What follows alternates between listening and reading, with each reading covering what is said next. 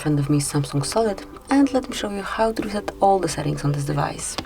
So first of all, just open Menu, then find and select Settings, go to Reset, and select Reset Settings. And decide if you'd like to reset sounds profiles only, display, or phone. Actually, I would like to reset all, then tap on Reset, provide your phone password, and confirm it by tapping on Yes.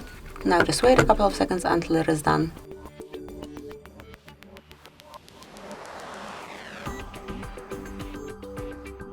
Now provide your PIN.